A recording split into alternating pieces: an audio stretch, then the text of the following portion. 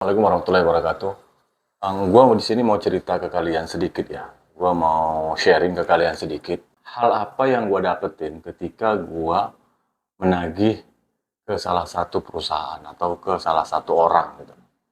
Jadi sebenarnya masalah utang piutang ketika kita menjalankan usaha itu sangat dekat sekali dengan kita ya. Jadi perusahaan chemical gua ngirim barang ke salah satu pabrik. Biasanya pembayarannya itu malah dilakukan ya, dengan jaminan giro selama 1 bulan atau 2 bulan. Nah, jadi gua punya tagihan di salah satu pabrik yang kebetulan pabrik itu lokasinya ada di Gunung Putri, Bogor ya. Nah, gue dapat laporan dari finance bahwasanya pabrik ini telah tertunggak pembayarannya ke kita itu sekitar 2000 hari lebih.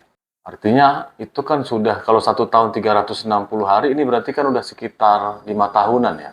Jadi gue coba datang, gue coba visit ke pabrik tersebut, dan gue coba tagih. Yang kadang agak sulitnya, ketika gue ingin ketemu orang-orang dari pabrik itu yang benar-benar bisa ambil keputusan dengan cepat, selalu saja alasan dari mereka bahwasanya tidak bisa, atau direkturnya lagi di luar. Intinya gue ketemu hanya dengan ya staff finance-nya, atau mungkin malah terakhir gue ketemu dengan HRD-nya. Ketika gue menagih itu, gue biasanya mendapati 2 perilaku ya. Perilaku ini umum sekali. Tapi perilaku yang kedua nanti ini perilaku yang menurut gua agak sedikit lucu. Kalau kata anak sekarang, perilakunya agak sedikit kocak ya. Dimana perilaku ini membolak-balik fakta yang sebenarnya. Perilaku pertama yaitu ketika gua nagih, biasanya gua mendapatin hal-hal dia malah curhat. Perusahaan lagi tidak baik-baik saja. Atau mereka punya tagihan di luar macet. Ya sebenarnya alasan-alasan ini ya umum ya gitu loh. Tapi kan kami sebenarnya ketika mereka tertunggak sebulan, 2 bulan, 3 bulan itu kan nggak ujuk-ujuk juga datang untuk menagih. Kita masih kasih surat peringatan pertama, surat peringatan kedua, surat peringatan ketiga gitu loh. Kita udah kasih tempo. Dan biasanya kita itu kan mengasih solusi juga ke mereka. Gitu. Kayak kasus yang pabrik yang gue tagih ini, gue pernah kasih solusi ke mereka.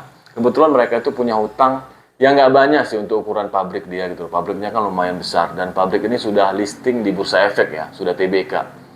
Kita punya tagihan itu sekitar 150 juta. Sampai pada akhirnya gua kasih solusi ke mereka bagaimana jika hutang mereka ke perusahaan kami itu dikonversi menjadi saham kami di perusahaan dia. Jadi dia nggak usah bayar, jadi kami nanti pemegang saham, salah satu pemegang saham di perusahaan dia. Nanti nilainya dikonversi aja dengan 150 juta itu kami punya berapa persen atau berapa lembar saham lah itu. Artinya niatan kami itu kan sebenarnya sedikit gambling. Kalau perusahaannya ke depannya bisa survive dan maju mungkin kami diuntungkan. Tapi kalau perusahaannya anjlok atau bisa dikatakan bangkrut, maka ya udah kita anggap itu hutangnya udah menguap hilang begitu saja gitu loh. Jadi kami masih menunggu dari pihak mereka untuk menerima atau menolak dari solusi yang kami tawarkan tersebut. Nah, kemudian yang kedua adalah ketika kami menagih hutang itu, kami biasanya mendapat perilaku begini.